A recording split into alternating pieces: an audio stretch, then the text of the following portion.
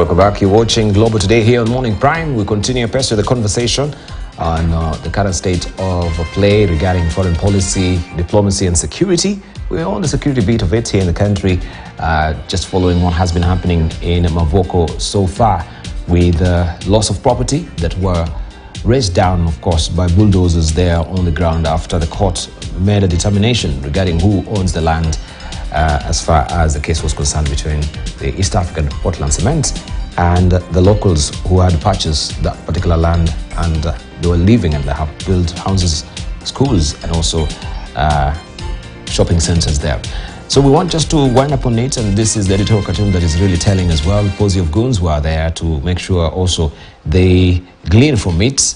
The crocodile tears have been seen so far. MPs have been mentioned adversely in this, and also police officers, retired and current, will be under the radar of the DCI. And we just want to hear what also will be happening in Parliament today, if this will be part of the conversation. And we've had Mheshimiwa Yusuf Hassan just indicating that we'll have a session today, and just this issue of land can be broached robustly as well. Mheshimiwa, before we took a short break up, you want to say something? Yeah, I think we're just looking at this issue, the symptoms. We're looking at the symptoms. Mavoko and many of the demolitions that we have seen in our country are just symptoms of an underlying problem that we have never come to terms with or dealt with, because our own twisted and conflicted history. You did. Because the whole idea of the colonial project was to acquire land and benefit the settler colonial system that we had in place. But after independence, this system was never dismantled. We didn't have a proper decolonization where we looked at what had happened. For example, look at the tragedy that has happened to the Maasai people. Their land, one of the best productive land, was taken away from them, and they were pushed into semi-arid areas for the rest of their lives. And then the new government that came into place was purely to reward the new political elite, the new African political elite. And since independence, we've been doing this in an ad hoc way, rather than having a holistic, deep-rooted reform and reorganization of land. And the Mavoko incident somehow also comes out because it is not the ordinary victims of demolitions, like what happens in the informal sector of the slums of Nairobi, where the children of the dispossessed, the children of the Mau Mau, have settled in to start a new life. And it is very easy for the state to send it its bulldozers because they're an underclass. But in this particular case of Mavoko, it's a problem created by the political class through speculation. And I think land speculation is one of the wealth accumulation, one of the ways of for the political class in Kenya to enrich themselves in a corrupt way. And then the victims also are the middle class, the same. So it is kind of, it's taking a different dimension. But what I would like to emphasize is that, housing is a fundamental right. It's a socioeconomic right. The respective governments in Kenya have to provide decent, affordable housing to its population, something that we have not been able to do. The second element is that instead of demolishing, one would want to expect that, in fact, you would look for a middle ground in which you would say that we don't want to make any Kenyan homeless. What we want, what has happened on this side might be unfortunate. Maybe they don't have the papers. Maybe things have not been done very well. But it is just not right in this day and age that you just send bulldozers early in the morning to create homelessness. It is part of the government to be able to help wananchi have a decent housing. And the demolitions that have happened in the poorer neighborhoods before did not get the kind of attention this is getting. But maybe now this is a good opportunity to reflect and see how we can deal with these problems, because Mavoko would not be the last one. And then finally, I'm surprised by the cynicism of the East African Portland Company. You know, if they knew that there was this particular problem, why didn't they not deal with it before the demolitions? Why do they now come out with a notice, which has surprised everybody, you know, after the fact? Yes. They say, oh, come forward, we'll help you out. Now, again, that doesn't send a very good picture. You know, there are people who are seeing something more sinister in that, although it could be just purely a sincere effort to try to get some solution to this terrible saga that has unfolded in Mavoko. But yeah, which raises the issue broadly, even when you're looking at what is being fetishized right now as environment, social, and governance, and where we have the people, planet, and profit, right? Especially for a company like East Africa Cement, we're talking about corporate social responsibility.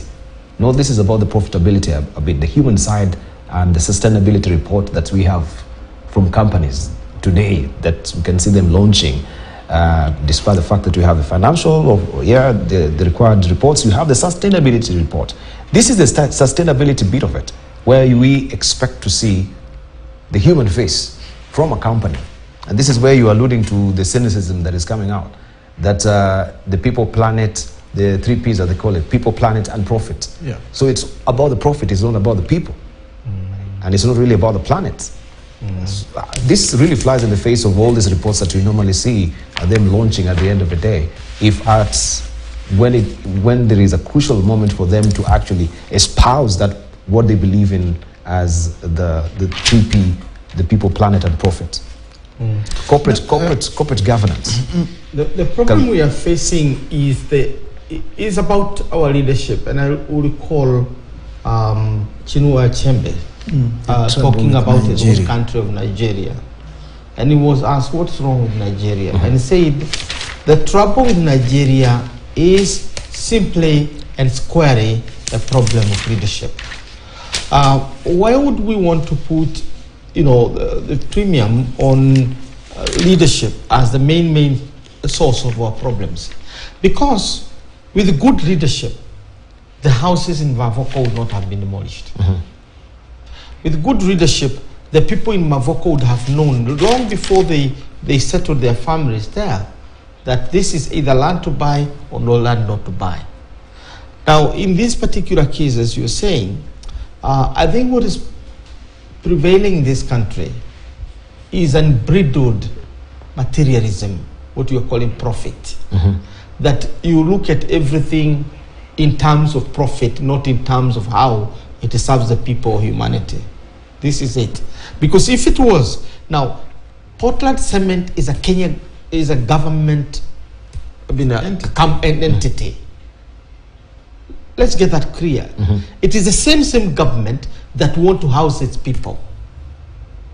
And here are people who went out of their way to house themselves. Why would the government not reconcile its own contradiction? Get its company either compensated for the land or to be compensated with another land, because this is already settled by the people. And by the way, when we talk about priorities, it is literally the priorities of the people. People are, even the constitution itself starts by we, the people, not we, the land, not we this. It's the people, because it's for the people that this land exists. And that's why Jesus was concerned when some of these hypocrites came around and asked him, why are you healing people on Sunday? I said, this is the purpose for which I exist. That my donkey has fallen in the well, I've got to get it out first. So we must get our priorities right. Is it our people we want to serve, or we want our companies to prosper, our private companies? Because if we have our priorities right, Portland Cement would have approached each family and looked at the papers they have. Now, the government itself, either from the county government to the national government, would have gone out of the way and see what need to be done. Within that area of Mavoko, there must be other land which Portland Cement can have. But now, beginning to resolve the issue, when already you have done the damage, it doesn't matter how much tears you cry. If you have killed, the dead will not rise up. And if you are responsible, you are responsible. So this is one case where the story was told, and I don't want to take you long on this, about this guy who went to heaven and was told that you don't have to go to heaven, you can go to hell first and sample it out and see whether it's a place you want to go or you want to go to heaven. And he agreed. And the first day it was very nice in hell. He went to heaven, it was normal as he had expected, but not as good. But when he asked, when he was taken to hell finally, when he chose to go to hell, he said, this is not the hell you showed me. And he was told, well, hell was on promotion. So we are constantly on promotion. We talk about housing policy. We want to house 1 million Kenyans. We want to this. All these are promotions of hell. Because ultimately, the real hell comes when your family is removed, your house is demolished, and your family is left with nowhere to sleep. This is the real hell, and this is what we're talking about.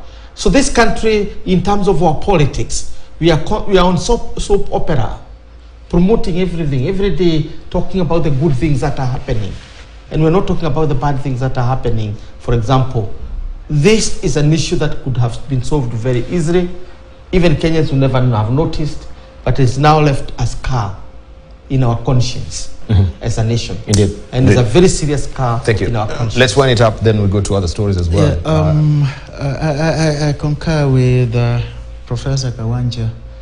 There's an African saying from some community here in the country that fish rots from the head.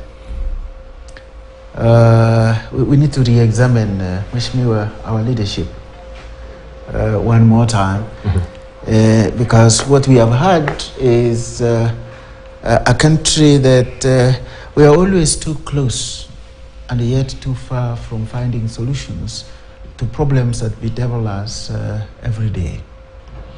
I have not lived for very long, Prof. Mheshimiwa here, you're probably much older than me. But I have seen enough to argue that on and off we seem to be too close to problems of land. I was around in the 2002 elections and the hope and optimism that characterized the country. 2002 came and went. Kenya remained with the same problems that we had. We had the violence and chaos of 2007, and then we went into national reconciliation and negotiations. We created the coalition government, and with the coalition government came the hope that finally we will have a solution, particularly with this problem of land. Because sometimes we have used the pretext of politics to evict people from their own lands in many parts of this country, and I'm probably a living example of somebody whose very close relatives have suffered this. 2007, the National Accord and Reconciliation came and went. Here we are today. 2013, dawned with a situation we thought we have a younger political class. People who don't have the baggage of colonialism and all that. What Simudai Ngugi, who called them the Uhuru generation. People who saw much of the post-colonial Kenya. And we have had a lot of hope in them. And here again we are. Too close and yet too far from sorting out our problems. I think time has come to call out our leaders, to call out our leaders in all facets of life, from church leaders to political leaders to all sorts of leaders, that let's sit together and have a solution to this problem, and have a solution that is people-oriented, people-focused, aimed at solving problems that face everyday Kenyans. Indeed, indeed. We hope that amicable solution will be found out, especially moving forward regarding how we can streamline our land issues here in the country, where we have people taking advantage of one another, especially gullible widows. This has been happening so far. Elderly, uneducated, who are not really lettered, especially. They cannot even go through some of these documents. Lawyers who are actually taking advantage of this as well, and making sure that that land has become such a catnip issue, where you are not aware of what is happening. If these notices were put forward and you are not privy to them, you will be adversely affected. And so be all the wiser as far as this land matters is concerned in this country. We are people who are, of course, they don't really have conscience at the end of the day. But let's just train our focus where the president is right now, where Kenya and China have signed business deals worth 63 billion shillings in several sectors, including ICT, pharmaceuticals, and engineering. The deals were inked on the sidelines of the Belt and Road Initiative Forum in Beijing. Kenya is seeking to deepen trade and economic relations with China as President William Ruto leads a delegation to market Kenya as a destination for investment by the Far-East economic powerhouse. This is a commitment that the Kenyan government is responsive and are ready to facilitate you. We'll hold you to conquer the 1.3 billion people market in Africa. Thank you very much. PS Treasury, these are commitments, actual FDIs. Thank you very much, great people.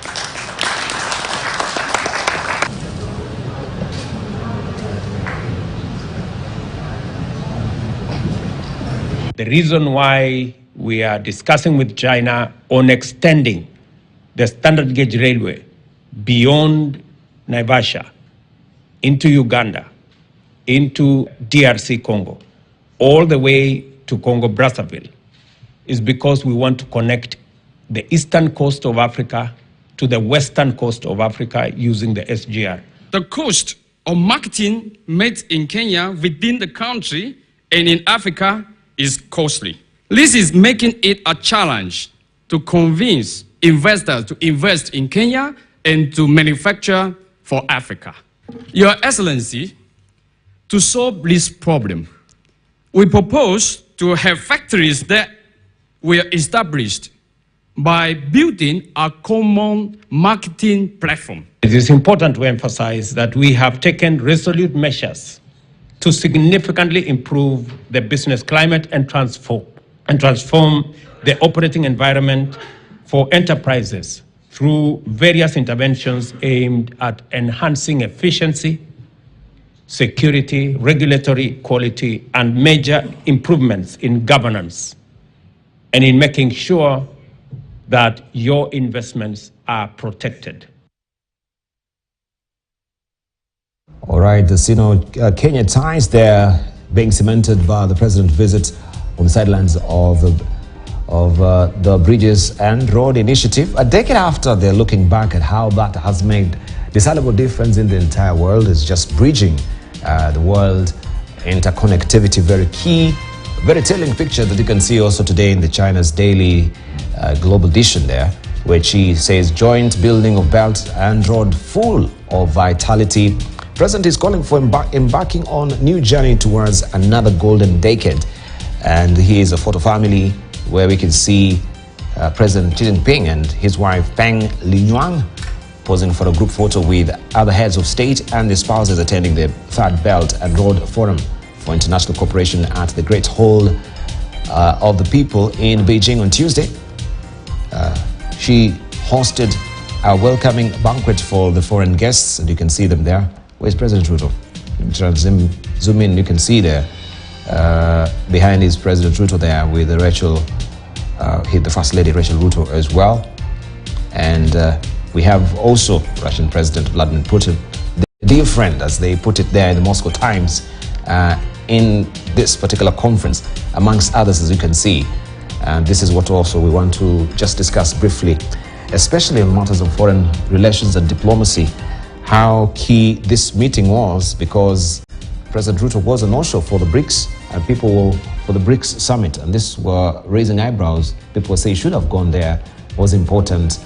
He should have actually shown up there because the East African community members were there, as led by Samia Suluhu, and now they're reaping good tidings with the recent visitation of Samia also in India, that new developments are now occurring, that they can actually do the exchanges using the rupees when it comes to trade as well. But let's just buckle down to this, especially hacking back to what has been on that particular forum. And I wanted just to show you as well where we have the Beijing Review has been also focusing on this. Design of a decade, the Belt and Road Initiative, a game changer, and people are raising questions, especially now people who are facing the West and the East. With the East, you can see some landmark infrastructure that are changing lives. But when we're facing the West, yeah, especially with the loans, what do we really have to show for? Mheshimiwa, let's just begin from there. Well, with these investments and all that you had from there on the sidelines, and especially I think the person who most understood the importance of Kenya shifting its focus from the West to the East was President Mwai Kibaki. And Mwai Kibaki was a liberal economist. He was trained in the West. He was educated in the West. And because of our historical colonial links with the West, there was always an expectation that Kenya's development would be pegged on partnership with the West. But over this years, many years of being very strongly a pro-Western country, we really haven't benefited in terms of our development trajectory from any major game-changing infrastructures until we went east. Yes. And we have since have had the Thika Highway, we have had the SGR and many other ports infrastructure because China and the global south is where our future lies as a country, because we are a developing country, and the key to our economic development is infrastructure. Without infrastructure, we're not going to take off. The second thing that I like to emphasize is the fact that President Ruto has spent a lot of time in engaging the West. But I'm glad now that he has now moved towards China, and we're now in partnership with China to develop key issues. What Kenya needs now to take off economically is exchange of knowledge and exchange of technology, so that the process of industrialization using the industrial parks, like Ethiopia is doing, like many other countries have taken off, Vietnam, you know, Thailand, Malaysia, all those countries, is likely to only happen in a country like China that is willing to invest in our infrastructure.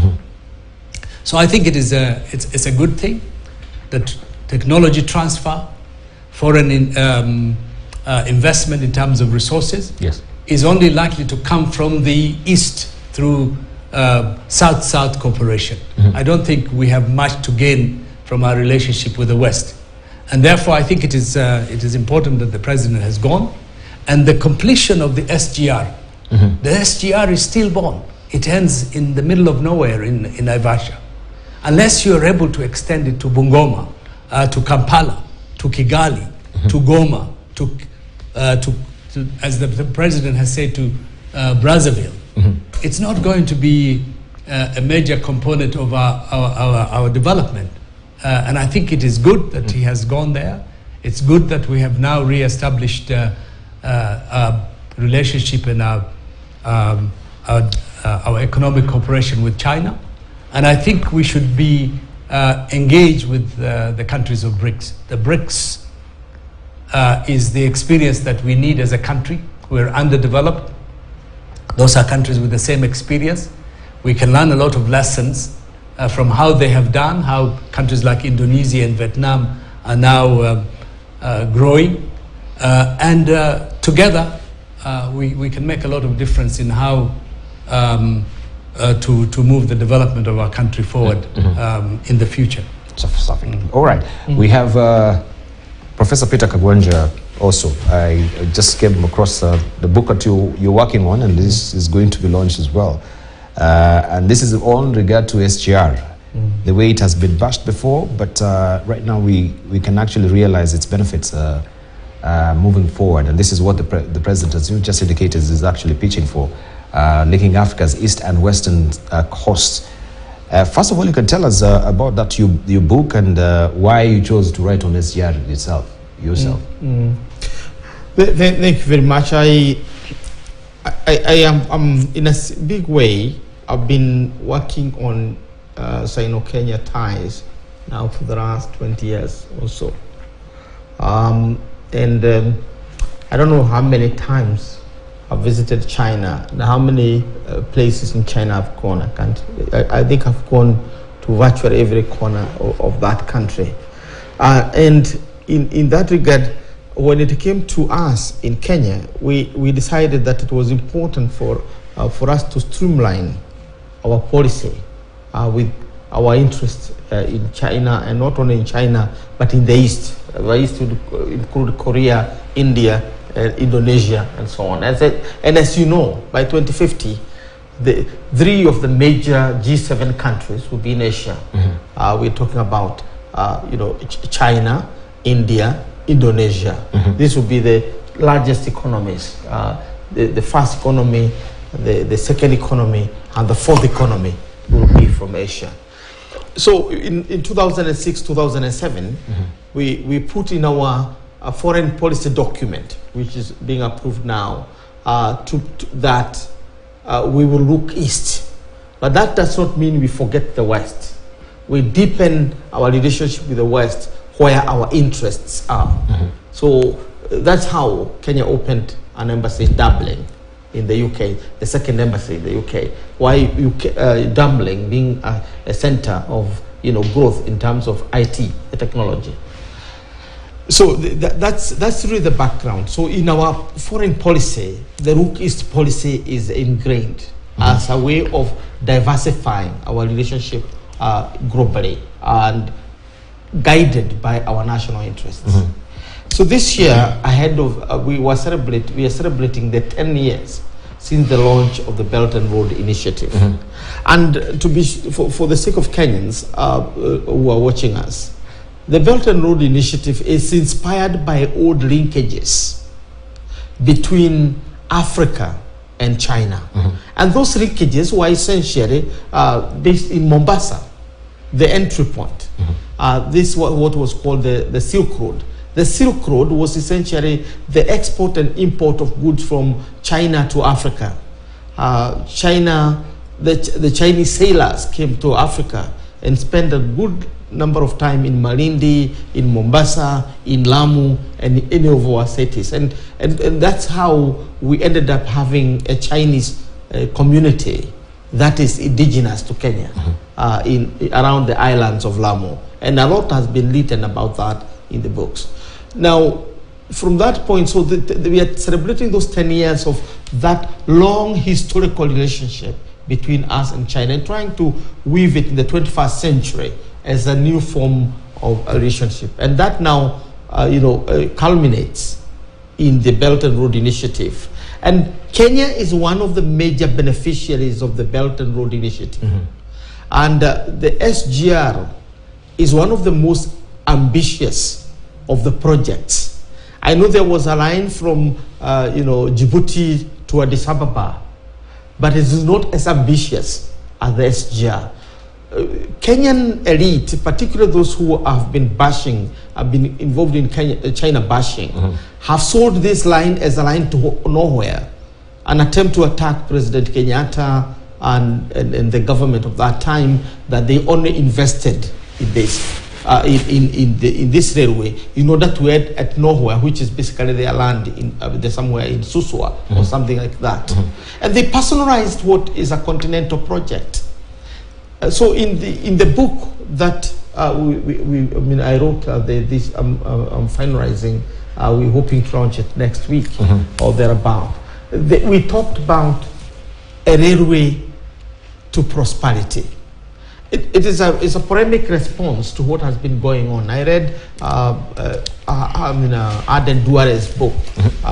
One of the chapters is titled A Railway to Nowhere. And I said, as a responsible policy maker, respected in this country, you must always invest your thinking and your conscience in what you say. Because you cannot, as a policy leader, aware that this railway is leaving Mombasa to Maraba. It's just a branch. And that a railway that is 600 kilometers from Mombasa to Suswa is not viable at all. It's not even worth building.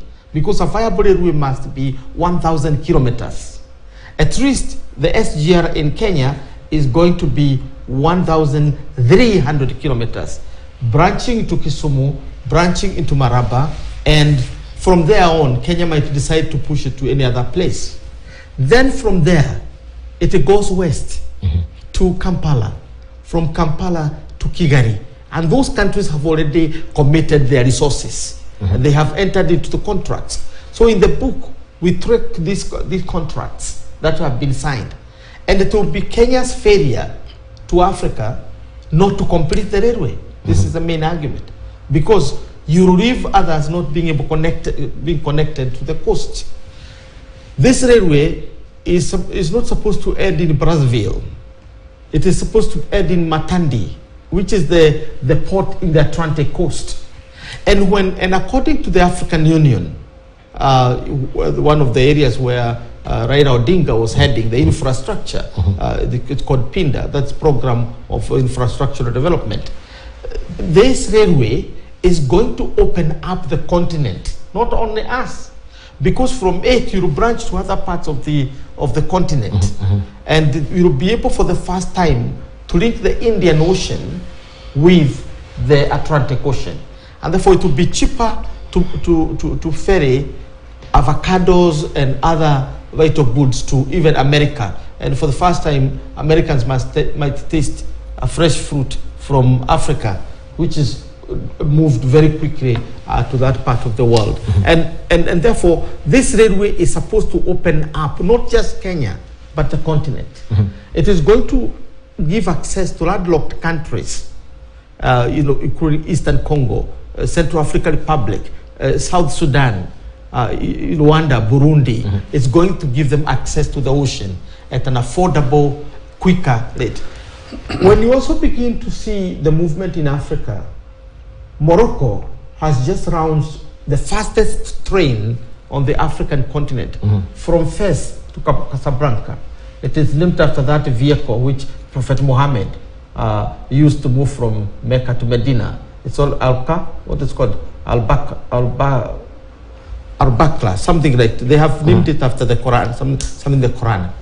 It is moving at a speed of 320 kilometers per hour. And it has now been operational for 5 years. Now our SGR direct train is already moving from Nairobi to Mombasa in 5 hours, the direct one. The one that is stopping at various stations, the 9 stations along the is taking 6 hours. Now compare that with the 12 hours in the old railway, or a maximum of 8 hours by bus if there are no accidents or no snarls. So what we are saying is that today it is possible for a ordinary Kenyan to be a tourist in Mombasa. And you can see the railway is moving 7,000 to 10,000 people daily from Nairobi to Mombasa and back with the 6 rail. So what we are saying is that as David D. and Aden Duare and other naysayers of the railway would say that this is a railway to nowhere, that cynicism is not helping the country. This railway is opening up the country. And I'm happy that President William Ruto has basically articulated that particular dream, that it is not about us as Kenyans, it is about the continent. It's about the continent. I wanted just to tease out the issue that, especially with the BRI summit that is happening right now, and harking back to the G7 members that were presented with this initiative and they rejected it. That was 10 years ago. And the fact that also they came up with their own initiative that never really flown or saw the light of day. That was bring back. They call it the B3, bring back the world, or bringing back the restoration of the world. If you may remember that particular initiative that was fronted by the G7, that has never seen the restoration of the world, and the BRI initiative has taken place and address the issue or regarding where we have the West doling out monies in terms of loans, and China coming up with the infrastructure development which they're funding, and then now of course they're loaning you, so you have sort of a concession that is really happening here. Where do we lean? Where you can actually be seeing the SGR, you can see the roads, you can see the houses also, some of the developments here.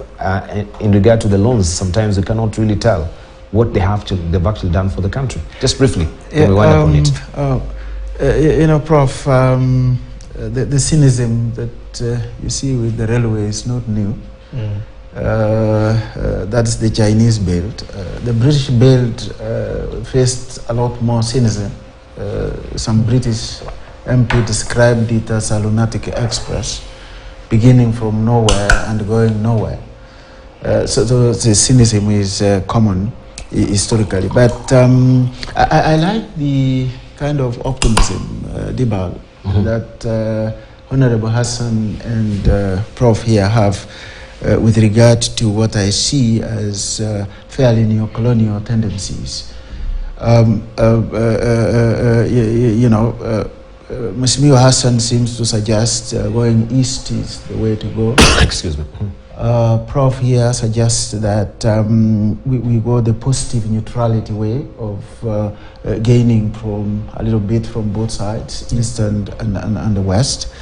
But I'm a little bit more pessimistic about this, because for me, and I'm sure history bears me the testimony on this one, that all these developments, whether we are going to the west or the east, whether we are in Washington or London or we are in Beijing, as we are now, they all boil down to neo-colonial tendencies of the big boys trying to look for ways of alienating, dominating, and controlling us.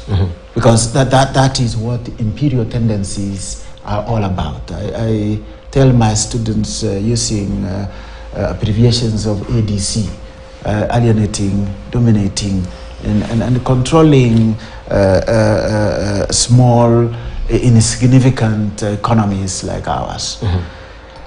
It's very interesting when you see the photographs of African presidents, including our own, standing on the threshold of the White House with Biden and the wife.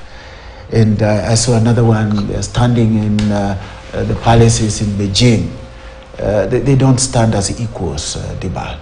No. The Belt and Road diplomacy is not essentially geared towards helping Africa. Indeed. It's geared towards exploiting Africa, if you asked me. We have seen this before. The Lunatic Express was not geared towards helping Africans in Kenya and Uganda. It was geared towards extracting the little that the continent had to help the imperialists develop. So east or west, there is something we stand to lose. So there's no win-win solution here? Yeah, no. So that's no. There's no win-win solution? Well, it will only be a win if we look at it the way, although Nkrumah was also dramatizing in the 60s. When a young journalist asked him whether he was going east or west, he said, we are neither going east or west, we are going forward. I just wish we were going forward. At the end of it all, whether we are going east or we are going west, we will be eating crumbs from the king's table, my brother. All right, Honorable Yusuf, you... Well, I tend to disagree with our esteemed professor. given the fact that he seems to undermine the ability of Africa to think for itself, to have a voice, and to have an agency. The SGR was not imposed on us by China. The Thika Highway was not imposed on us by China. Building our ports in Mombasa, Lamu, expanding our infrastructure is in the best interest of Kenya and the best interest of Africa. Africa has 1.3 billion population. It has the largest workforce in terms, if you look at the future, young people who can be productive. We have the largest concentration of mineral resources. So Africa is potentially a very rich continent. But what has undermined Africa is the fact that it does not have the infrastructure to connect to one part of Africa for one country in Africa to trade with the other. Because we don't have the proper roads, we don't have the railways, we don't have the airline connections. And recently Africa has made a major landmark decision to move forward by creating the All Africa Trade, Free Trade Agreement, which opens up the African continent for higher engagement economically. And we cannot reach those goals unless we're able to put in our infrastructure in the right place. And if you have seen history, is that we have always been dependent on the West. We've been a colony of a Western country. We've had a special relationship with the West. But what have we got out of that? What we have got out of that is usually exploitation. When the British were here, they brought a colonial settler culture. They took the land, they developed the infrastructure to take goods out to the metropolis. With the Chinese focus now, we can work with China and other countries to put ourselves at the top of our development by allowing investment based on our interest. And to say that China is an imperial colonial power is overstretching it. There are no Chinese settlers here. China has never aspired to conquer or to control any country. China has never had imperial ambitions as you would have had the French or the British or the Spanish or even the Americans.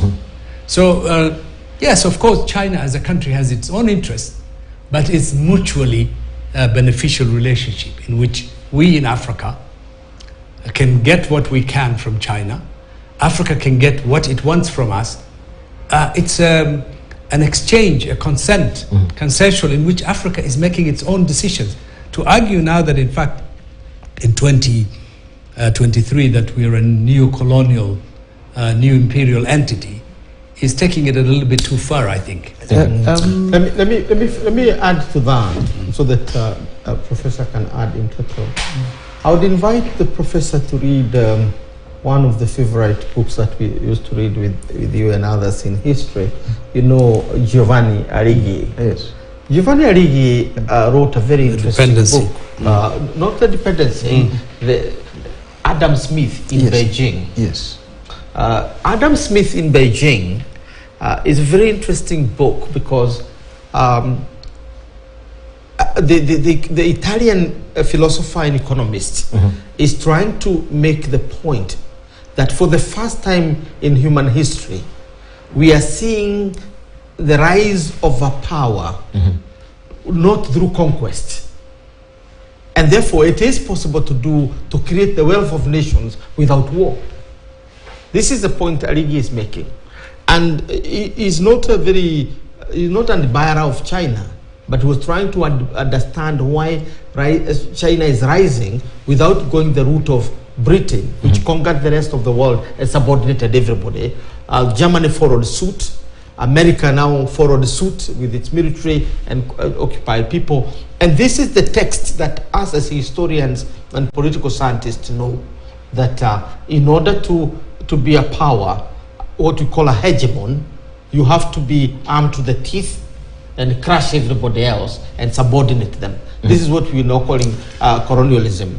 But in a neo-colonial setup, you need to have I remember one of my students in the US, when I asked, what is neo-colonialism? They call it's a colonialism in a sneaky way. In other words, there are those behind the curtains controls you have. But let me make this point, that in China, we are observing a new form of power. A new form of power that is creating wealth without subordination. It is not without its own downside.